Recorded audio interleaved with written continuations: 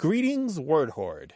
We're here with an exciting option for you, a version of our podcast without any ads. That's right. No advertising interruptions, just the content you love, ready to go in your favorite podcast apps like Spotify and Apple Podcasts. It's another way to support the show, ensuring that we keep bringing you the word stories and language explorations that you love. Try it at waywardradio.org/ad-free. And it's affordable. For just a small subscription fee, you can enjoy A Way with Words uninterrupted, except by us. Plus, it makes a great gift. Know somebody who loves language as much as you do? Give them the gift of words. Easy to sign up, easy to enjoy. It's the same A Way with Words, just streamlined for your listening pleasure. Go to waywardradio.org/ad-free. Support us, support the show, and enjoy an ad-free listening experience. waywardradio.org/ad-free. Thank you. You're listening to A Way with Words, the show about language and how we use it. I'm Grant Barrett. And I'm Martha Barnett. The 19th century English writer Edwards Bulwer-Lytton is said to have coined the phrase, "the pen is mightier than the sword," but he's best remembered for the first line of his 1830 novel called Paul Clifford. And that single long sentence, with the help of a semicolon, a dash, and parentheses, reads, "It was a dark and stormy night. The rain fell in torrents, except at occasional intervals when it was checked by a violent gust of wind which swept up the streets, for it is in London that our scene lies, rattling along the housetops and fiercely agitating the scanty flame of the lamps that struggled against the darkness." I actually like that. Yeah, it needs some editing, but I think that's the problem. I think it didn't pass through enough eyes before it reached the page. But I think I still want to read the rest of that. It's pretty interesting. But as it happens, that sentence inspired the annual Bulwer-Lytton Contest, which, as you know, Grant, started at San Jose State in 1982. And this is where contestants try to write these extravagantly awful and clever first sentences that reflect that kind of florid language and the rapid points of view and that kind of thing.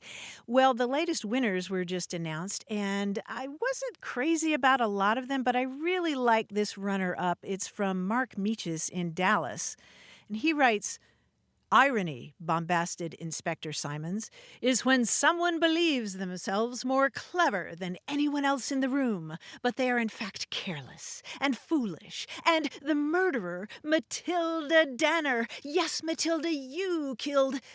Wait, where's Matilda? She did. I want to read the rest of that. That's good, yeah. I'll share a little bit more later in the show, but for now, we want to talk with you about any aspect of language whatsoever. So give us a call, 877-929-9673, or send your questions and comments about language to words@waywardradio.org. And if you know of a particularly bombastic passage of writing that we should know about too, by all means, send it along. Or write one. Hello, you have a way with words. Hey, this is Damien from New York City. Hi, Damien. Welcome to the show. Hello, Damien. What's up? Hello. So I have a word that my grandmother used to use all the time, and I've never heard anybody else use it. I was wondering if you could tell me where it comes from and what it means. It's kind of gross. It's a word for the stuff that accumulates in your eyes when you wake up from a nap or wake up in the morning. You know, some people call it like sand or eye boogers, but she would call it cheepas. Cheepas? Yes. Cheepas. Cheepas. And she was Hungarian, and she lived in northeastern Pennsylvania. So those may be some clues that lead us to what it means. Yes. I believe that's a gigantic clue. That's actually the answer. Oh, really? Yeah. Yes. She was just speaking Hungarian to you because... Really? The word in Hungarian is cheapa, and you might have tried to look for it, but it's a little bit hard to find because the spelling is C-S-I-P-A, cheapa. Oh, wow. Yeah, I wouldn't have thought to spell cheap as C-S-I-P-A. Yeah. Those Hungarians. So she would tell you to wipe the cheapas out of your eye or something? Or cheap hop? Yeah, exactly. Yeah, you've got some cheapas in your eye. Yeah, in Hungarian, you might say chipa sashamed, which means you have gummy eyes or you have sleep in your eyes. It's because chipa means kind of gum or gooiness.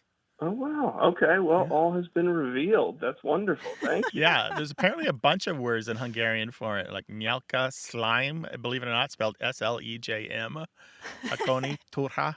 But I like cheapa. I think it's adorable. It's I don't know, the sound of it and just Yeah, I like it too. Chipa. I just imagine little birds like putting grains of sand on my eye in the night. Yeah. Little like elf birds, Yeah. preparing shoes and putting sand there. And I don't think anybody knows where chipa comes from, but it is very similar to the Turkish word for this, which is chapak. So some people think it might come from, might have been borrowed into Hungarian from Turkish. Interesting. Well, the Hungarians have a cheapa man, like we have the Sandman. No, but the Germans do. Oh, wow. They don't have a All cheapa right. man, but they have No, a they have different. they have a sandman. They also have a sandman. The Germans call it Augenbutter, meaning eye butter, and a phrase that translates as sand seeds. So many different words for this. I'm a hard no on eye butter. Eye butter, yeah. The French, even worse, they call it chassis, which ultimately, through a long winding path, comes from the Latin word for poop. Eye poop. So eye poop. Okay. Yeah. Aren't you glad you started us down this long winding Now, path? the Portuguese word remela may compare the eye goobers to honey, which I think is very nice. Oh, like Mel, yeah. Yeah, Mel. Could be, or Yeah, meal, exactly. yeah. Around the world in 30 names for eye butter. Oh, I could keep you here for an hour, my friend. Sleepy buds, dozy dust, sleepy men, sleepy wings, crusties. Damien, why? The older Scots language, they called it rack or gar with 2 R's or 1 R.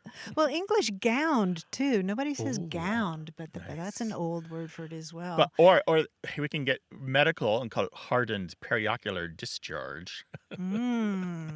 I think you guys need to release an Away with Words sleep pajama set that has all the names for this on it. Yeah, there we go, right? With footies. That'd be nice. And a cocoa mug. Yeah. Merch tie-ins. Merch tie-in. Damien, you're a genius. I appreciate it. Yeah. And thank you so much for calling. I want cheapa. Oh, thanks for having me on, guys. I love All the right. show. Take care. Thanks. Bye-bye. I'm adopting cheapa. I love that. Take care. I want a mug with that on it. Thanks, Damien. Bye. Thank you. Well, maybe you've got a cute or clever term for the eye crust that you get at night. Let us know. 877-929-9673. Or tell us an email, words@waywardradio.org.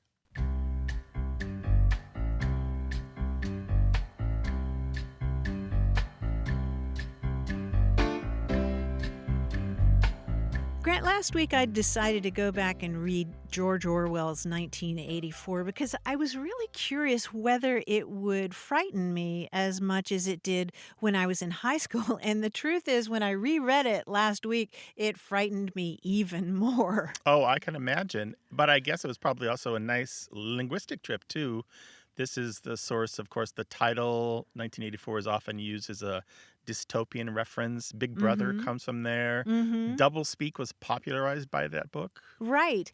And so I was thinking about those terms associated with the novel, but there was also a little expression that jumped out at me that I didn't remember at all, but I really like. And that's the expression scrape acquaintance. He talks in the book about this guy, Winston Smith, who's trying in this dystopian society to get information about a possible secret rebellion. And he writes about Winston Smith making plans to get information. And he says he would go into the pub and he would scrape acquaintance with that old man and question him. And I just love that idea of scraping acquaintance. I looked it up in the Oxford English Dictionary, and it talks about scraping acquaintance meaning to get acquainted with by careful effort and insinuation. So you're not really befriending somebody. You're sort of getting acquainted with somebody toward an end. Isn't that Oh, interesting? nice. Yeah, that is very interesting. I've never heard that either. I'll have to add that to my list of phrases to savor, but save and use just once in an important moment. I mean, Scrape acquaintance. there's language that you learn that you can't just drop willy-nilly, right? Yeah. You've got Yeah. to keep it, and just there's one right moment. It's like the celebration champagne that you're saving.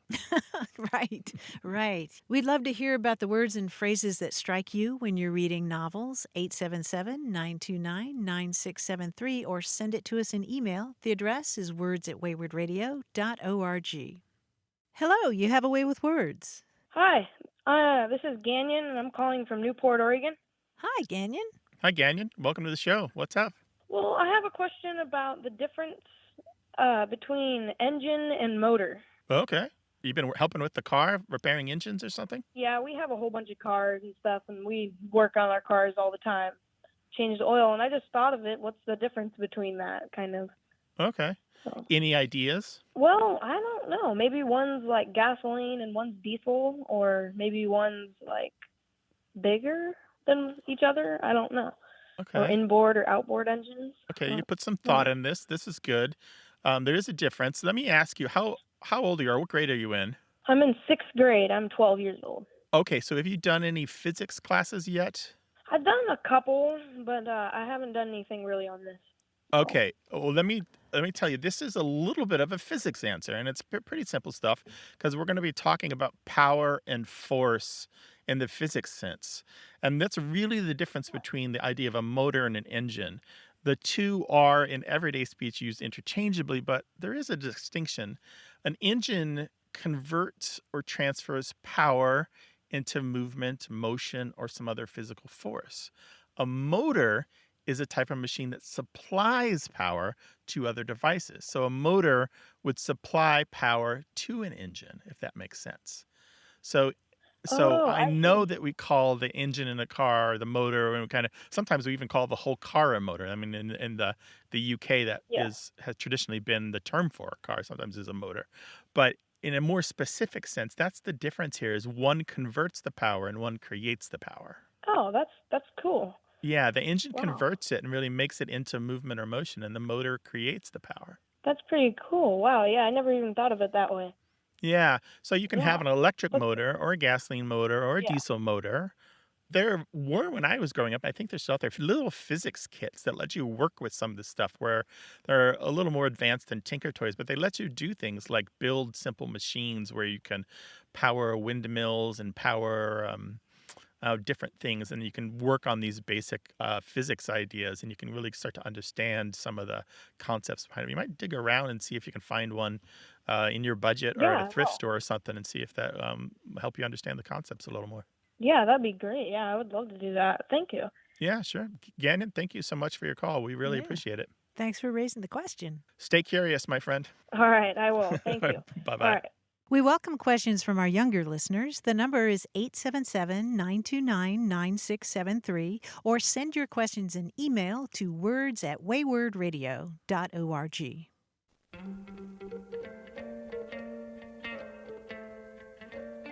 This show is about language seen through family, history, and culture. Stay tuned for more of A Way with Words.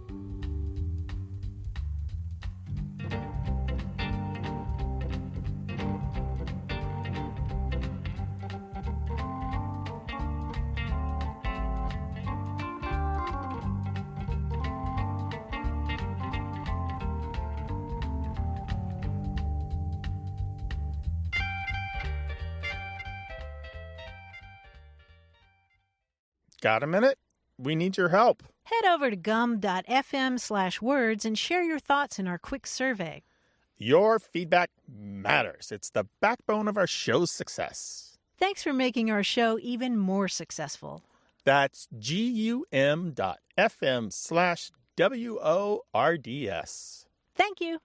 You're listening to A Way with Words, the show about language and how we use it. I'm Martha Barnett. And I'm Grant Barrett, and leaping in the doorway with papers in his hand and a grin that can't be beat is our quiz guy, John Chinesky. Hi, John.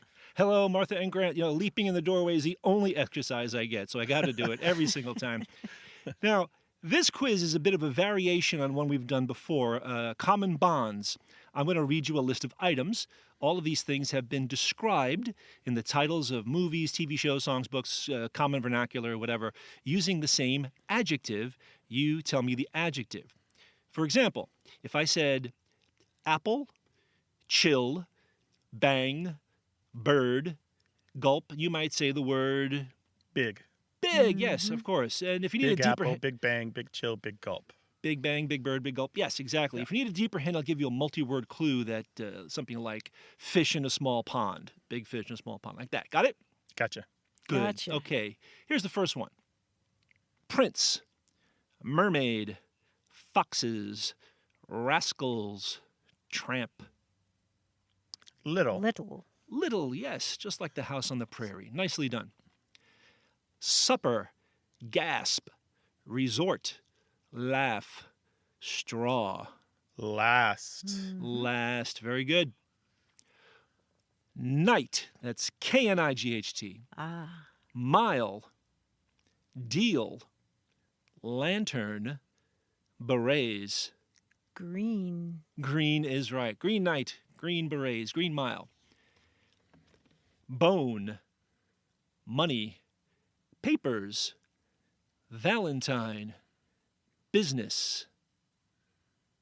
Funny. Funny, yes, Martha, nice. My multi-word clue was thing happened on the way to the farm, but you didn't need it, sir. That would have been an easy one. Yeah. Season, window, house, source, mic. Open. Open, yes, open season, open mic, open source, open window. The open window, very scary story, by the way. Here's another.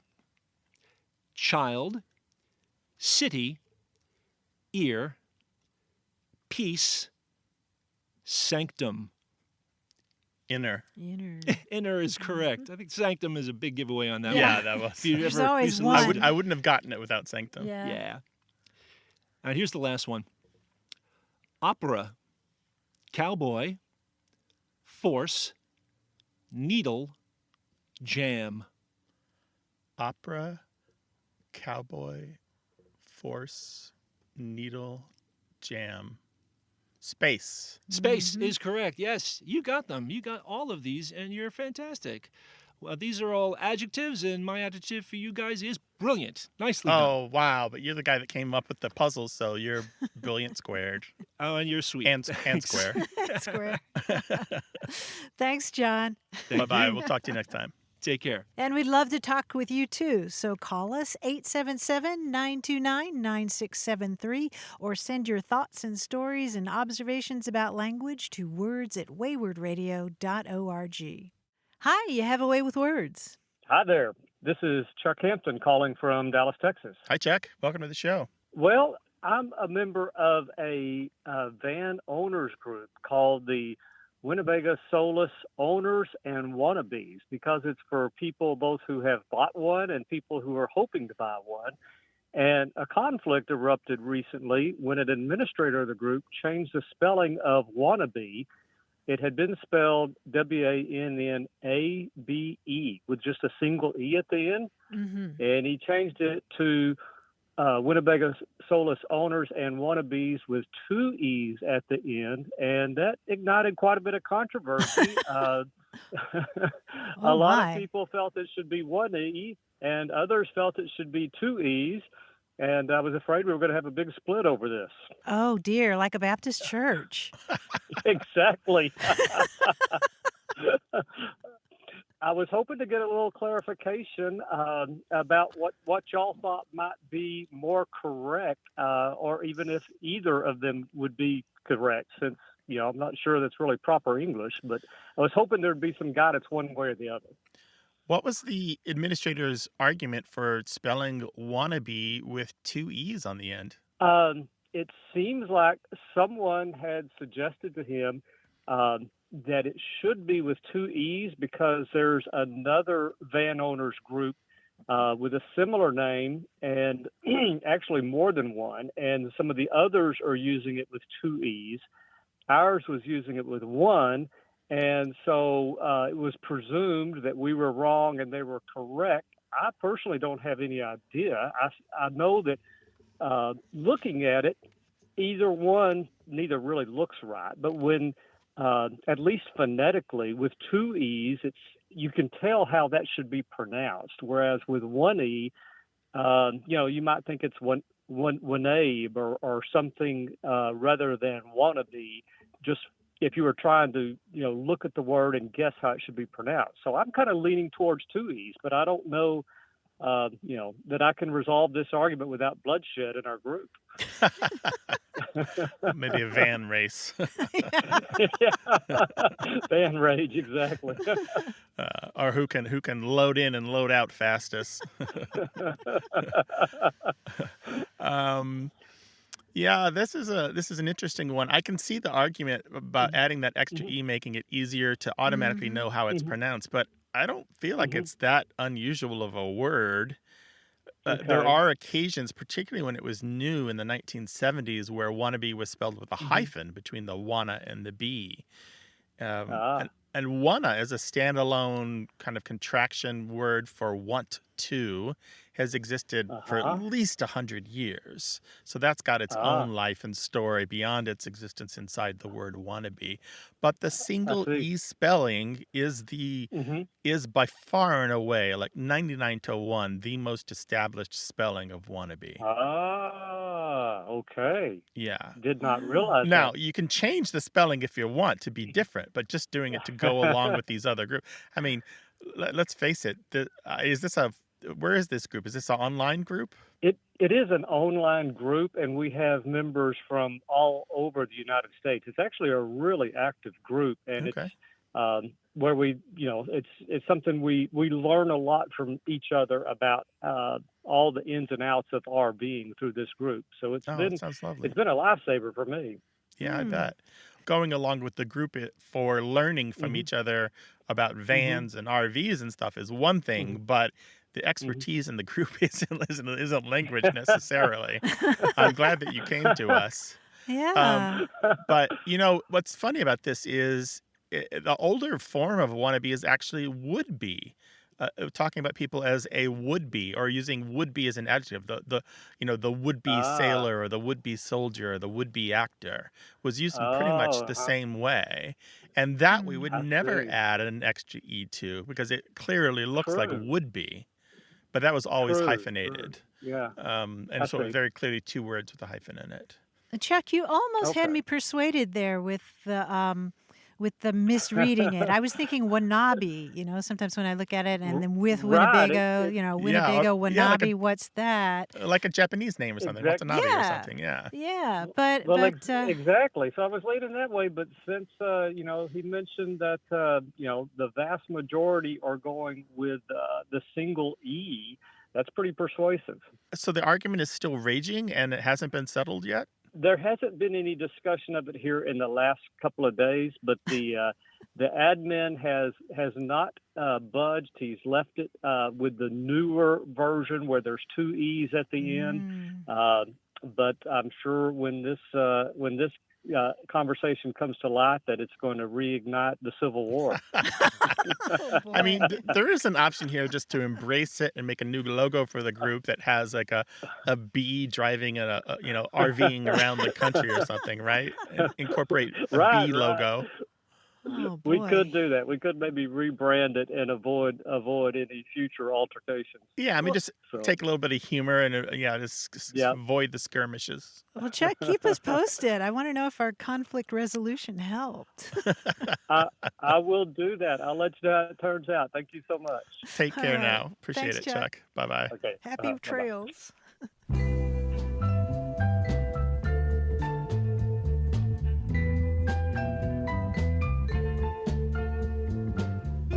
The Bulwer-Lytton Contest, where you try to write a florid sentence, has a lot of different categories. And in the Western category, I really like this entry from Ben Connor in Wilmington, Delaware.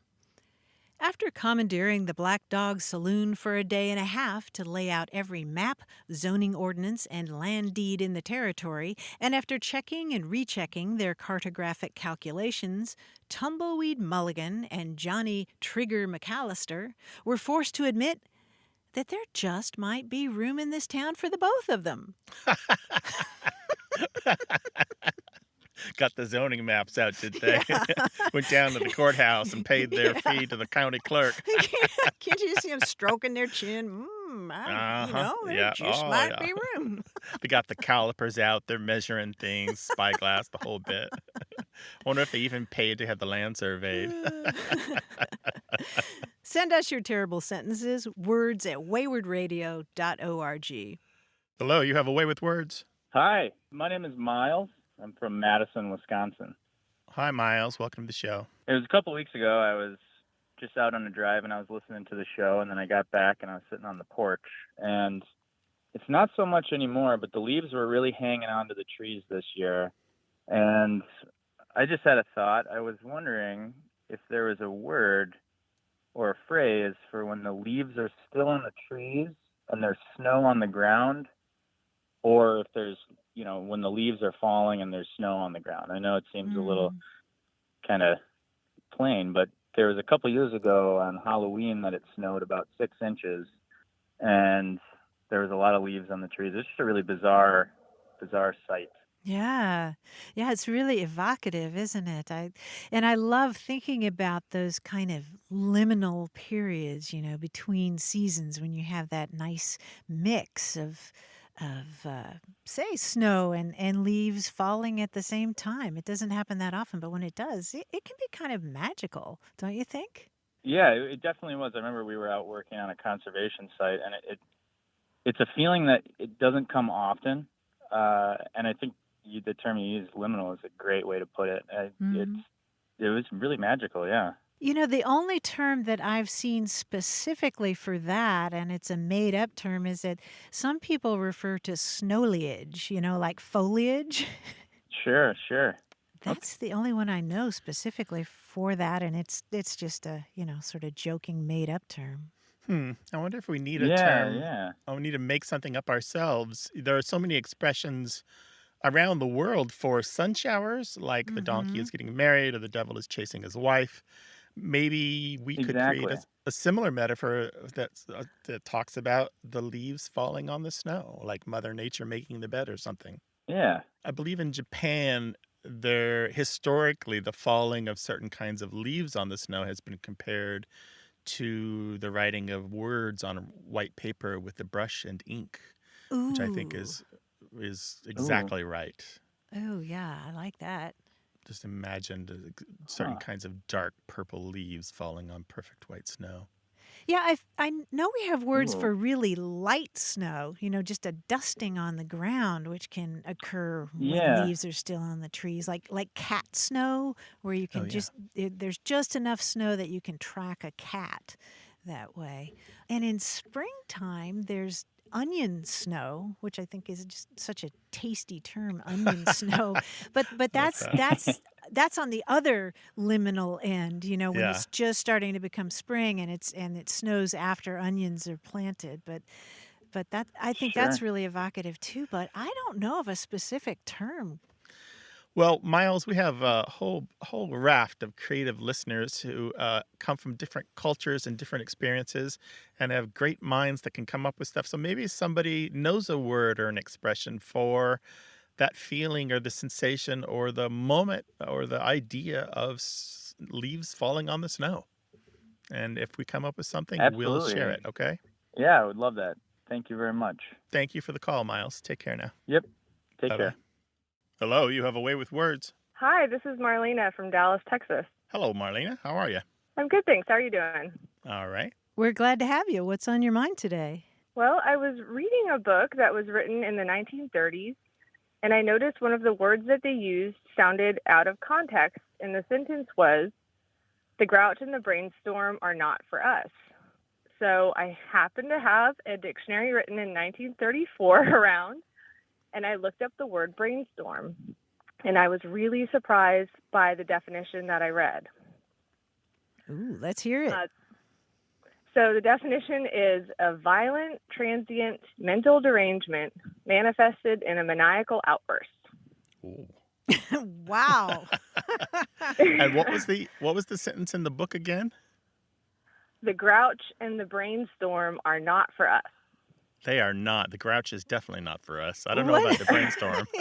Yeah, what did that mean? What was it in context? It was in context to making sure that we're taking care of ourselves emotionally, mentally, spiritually, and not sort of acting out.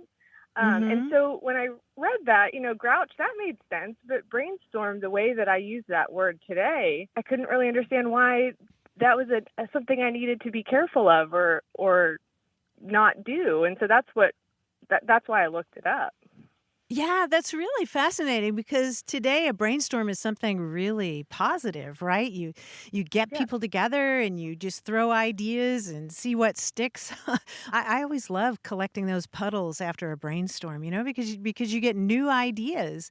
It is really interesting that early on the term brainstorm really had that kind of meteorological phenomenon happening inside your head. It meant a fit of rage or a sudden change of mood or behavior. And you go back and you look at, say, newspapers in the 1860s, and there are a lot of accounts of trials where people blame some crime that they committed because of a brainstorm that they had. That it was an actual mental phenomenon that made them lose control. And it wasn't until the early 1920s that we started to see a change in how people talked about brainstorms. And in fact, there was a collection of college slang from Johns Hopkins University in the early 1930s where they defined brainstorm as something different. They defined it as a sudden and usually fortunate thought. So it really has undergone a revolution. And Grant, there was that famous trial that used that term brainstorm in a whole different way. Yeah, that's right. Prior to the 1920s, brainstorm and kind of the mental illness meaning was mostly British and not very American. But in 1906 and 1907, there was a huge scandalous trial where a millionaire, Harry K. Thaw, shot to death the famous architect Stanford White in a crowded theater in front of 1,000 people for his treatment of Thaw's wife, who was the beautiful actress and model Evelyn Nesbit. And this was enormous. You can't even imagine how huge this was. One of the defense's arguments was that Harry Thaw was a victim of a brainstorm, and that made him insensible to his own actions. So this word was bandied about, used by the defense, but mocked by the prosecution, and of course was in headlines and in newspapers all across the country. And I think maybe there was a kind of a reinterpretation stemming from that trial. So yeah, you've really zeroed in on a really fascinating revolution. I hope you have a newer dictionary than that old one these days. I do.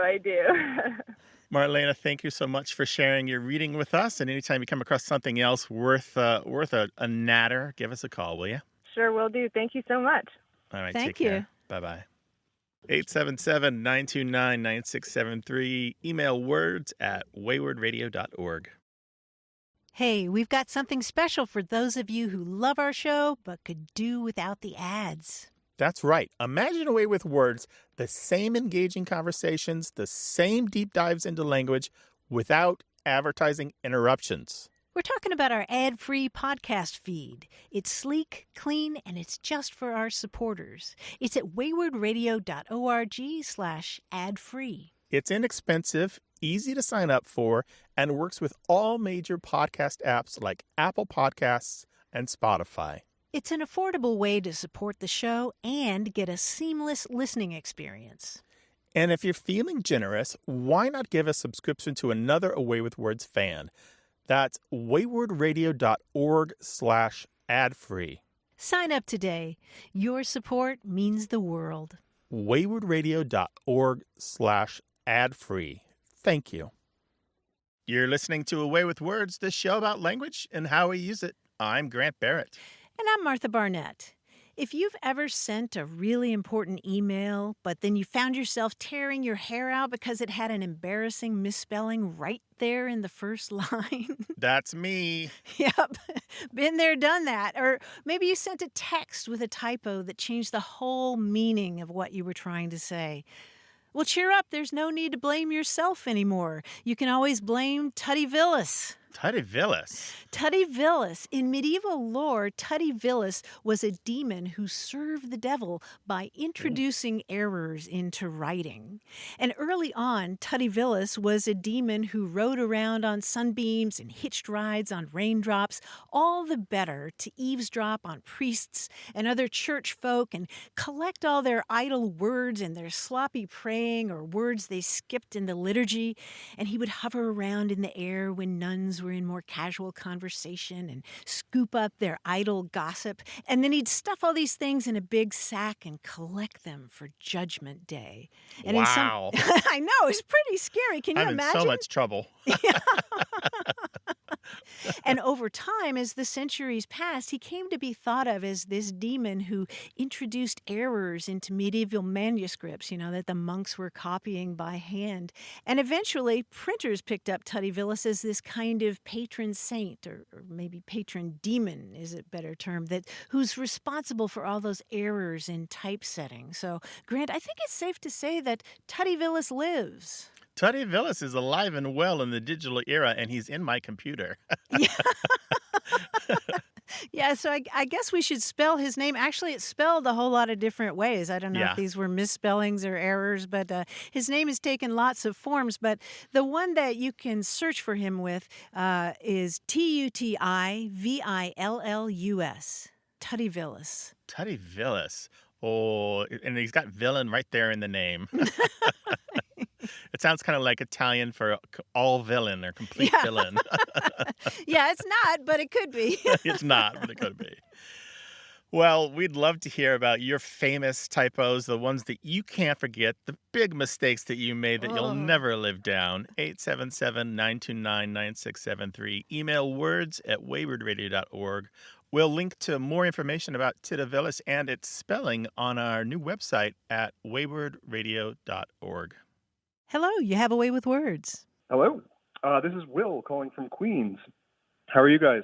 Queens, New York. Hello, welcome to the show. Hey, thanks for having me. I'm calling in with a word that I was introduced to when I first started out working in EMS in New York City.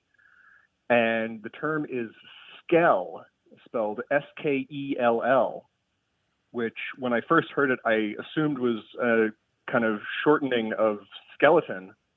But after years of using it without really knowing the etymology, I decided to look it up and learned that it was actually from a 17th century English term that was more or less the same, but initially it meant kind of someone who would feign either being injured or crippled in some way to work better as a panhandler. So it was kind of more specifically a con artist. And in law enforcement, the fire services, and EMS in New York City, the term skell, which is a contraction of the original word skelder, is used as a noun to describe someone who's kind of a little bit sketchy or potentially criminal. I just had no idea that it so directly linked back to the 17th century to a kind of similar term, and that it survived all these centuries in this one kind of grouping of professions. Yeah, that's kind of the problem with that etymological story, is that it's a big gap between it being used in the 1600s and then popping up in Brooklyn in the late 1940s, which is where it first appears in the U.S. Like, we're talking 300 and something years where it literally doesn't appear in print at all. And then suddenly skell pops up in Brooklyn. I just have a hard time buying that etymology. I know that I agree that skelder was a word, and I agree it means work as a beggar or to commit little scams and frauds to make a living. But that gap, just as a lexicographer, just makes me pause and really question that as the origin. But I love what you're saying about skell being this term, just like, why is this term only in New York? Why is it only used by the EMS and the police and the fire services? Skell is derogatory, though, right? Yeah, it's kind of the equivalent of calling someone like a lowlife or a Yeah. kind of There's sketchy dude. there are a lot of related slang words like skell gel, the term for hand sanitizer, Yeah. and Oh, have Yeah. you used that one? Yeah, the main term we use for it. Oh, really? There's also, I think it's related just because it's almost identical, but in South African slang, there's a term skelm, S-K-E-L-M, That's right. that essentially means the same thing. It's kind of low life, kind of sketchy dude. yeah, and they're related words in German and Dutch, but again, it's the same problem. It's existed in South Africa continuously, fortunately, since the 1800s, only in South Africa. Again, how does it get to South Africa to New York in the 1940s? We just don't have it. I'll tell you one thing, though. When it first appears in the late 1940s in New York, it's in the Brooklyn Daily Eagle, always in the column, kind of this column by George Curry. And he talks about skells over and over again. He's bothered by them. And he doesn't describe them in the way that skell is used today. He talks about them as bums who panhandle for smoke, which is a kind of cooking sherry laced, as he calls it, with the cheapest and foulest whiskey to be had. And that they bother people for $1 for a cup of coffee. And he says that the bums are mostly people from out of town, Boston most likely, always that New York-Boston rivalry. That sounds right. You know, I'm betting that you have all kinds of great slang that you could share with us in a future call. I really hope you'll call back yes, and, please. and bring us I mean, us more. The amount of kind of jargon and kind of weirdly specific terms to go through, but I'll have to call back when I have another good one. Yeah, Oh, take yeah, notes please and do. call again. Thank you so much for sharing right. your background. you, And guys. it sounds like you're a good digger when it comes to word research, so keep at it. Yeah, will do. Thanks. All right, All take right. care now. Thanks Have for a good one. calling. Bye-bye. Bye-bye. Sure thing. Bye.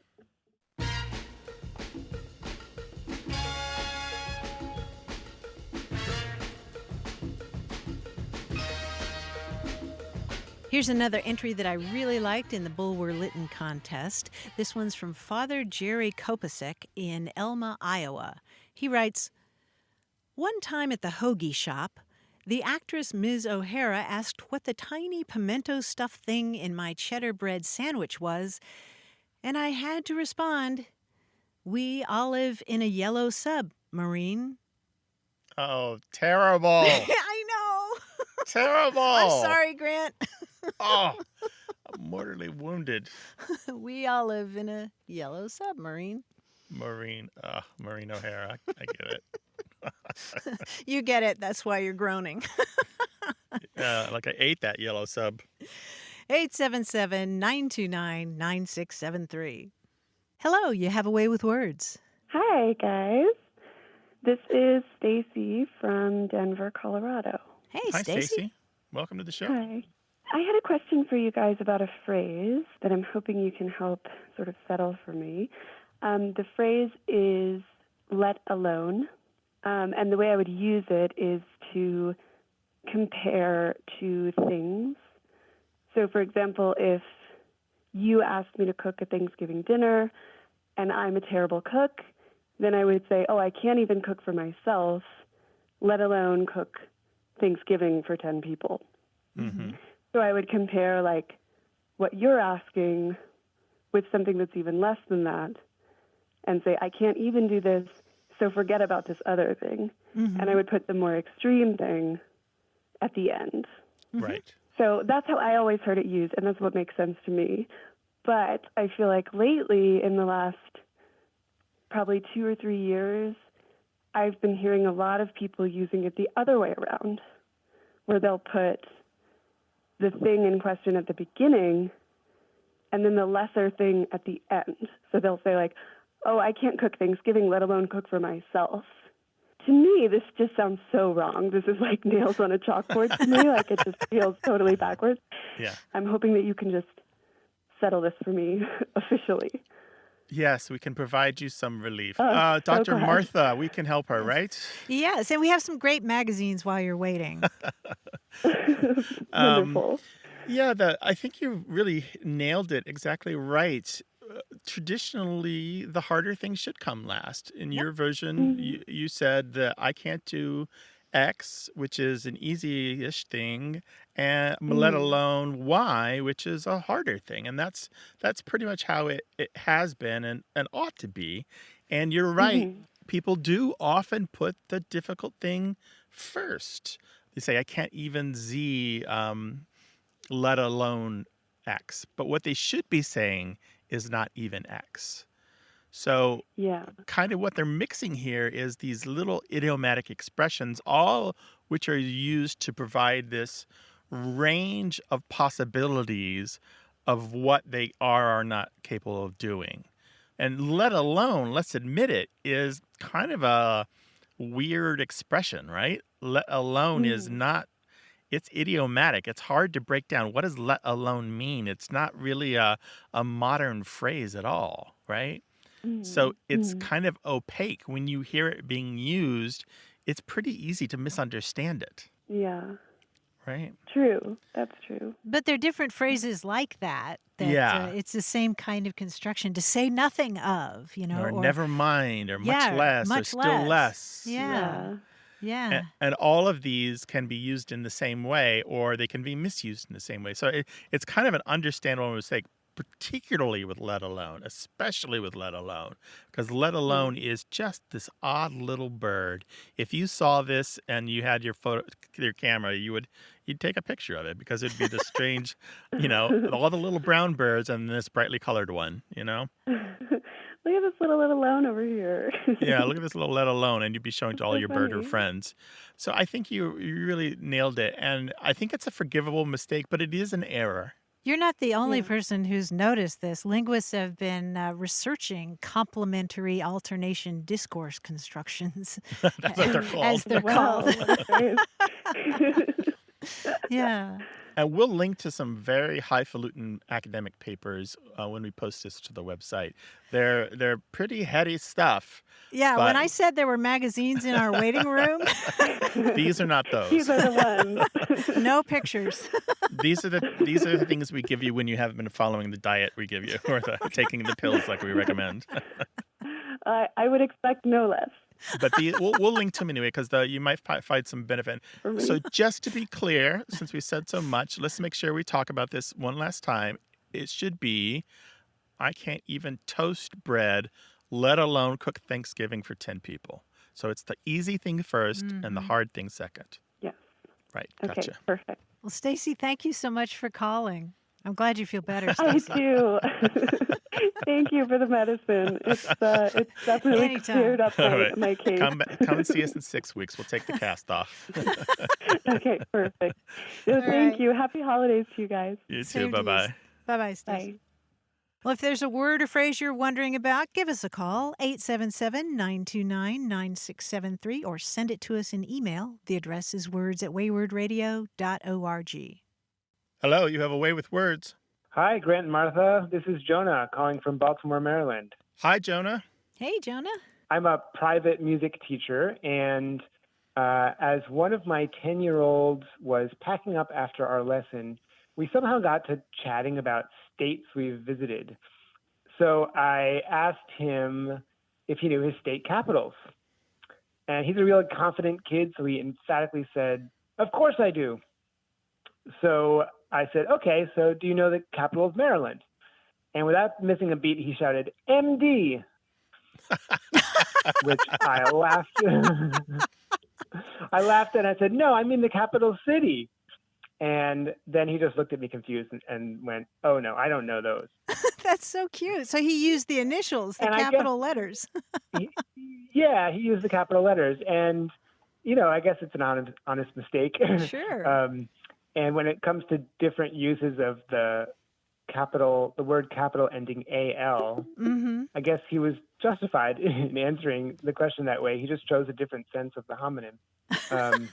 But then I got to wondering about the two different spellings of capital ending AL and OL, Mm-hmm. which they're obviously two related words, but with divergent spellings. And Yes. specifically, I was wondering, if you could clarify how we ended up with those two words and why, when we refer to capital city, it's not spelled with an O, since that's where the Capitol building is situated. Right, exactly. Yeah, you've zeroed in on the big difference that confuses a lot of people because, as you suggested, you only use the O for the Capitol building, whether it's the U.S. Capitol building, where Congress meets in Washington, or, in your case, the State House in Annapolis. That's the Capitol, Capitol, where the legislators meet. But it's in the capital city, AL.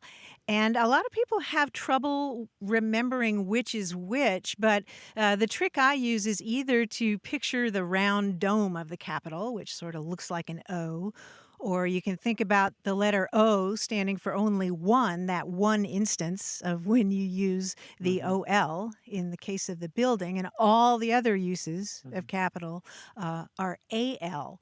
And you're right that there may be a connection between the two. The AL capital, which we use for a lot more ideas like the main thing or a capital letter, it goes back to the Latin caput, which means pertaining to the head. And so you get all kinds of meanings coming out of that kind of capital, like great, or capital in money, as a matter of fact, like venture capital. That's originally from Latin pars capitalis, the first part of a loan that's not the interest. And then the meaning expanded. The OL version, capital, goes back to ancient Rome, where the great Temple of Jupiter, which was this magnificent temple in Rome, was located on the Capitoline Hill.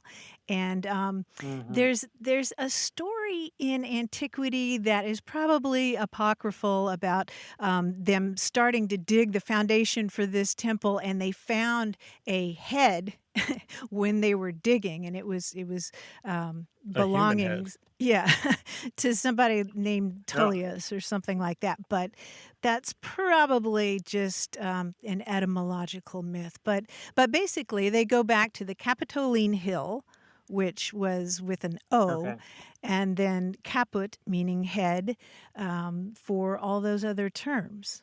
Okay. So, Jonah, I'm going to repeat that story from your student. I think that's hilarious. That's a great one. Yeah. MD. It was really great. Thank you for the call, and good luck with the students. Yeah, thanks for taking my call. All right, take care. Thanks, Bye-bye. Jonah. All right, bye-bye. 877-929-9673. Thanks to senior producer Stephanie Levine, editor Tim Felton, and production assistant Rachel Elizabeth Weisler. You can send us messages, subscribe to the podcast and newsletter, and catch up on hundreds of past episodes at waywardradio.org.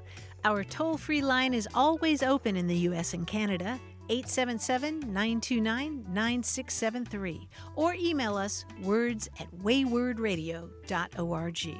A Way with Words is an independent production of Wayward, Inc., a nonprofit supported by listeners and organizations who are changing the way the world talks about language. Many thanks to Wayward board member and our friend Bruce Rogo for his help and expertise. Thanks for listening. I'm Grant Barrett. And I'm Martha Barnett. Until next time, goodbye. Bye-bye.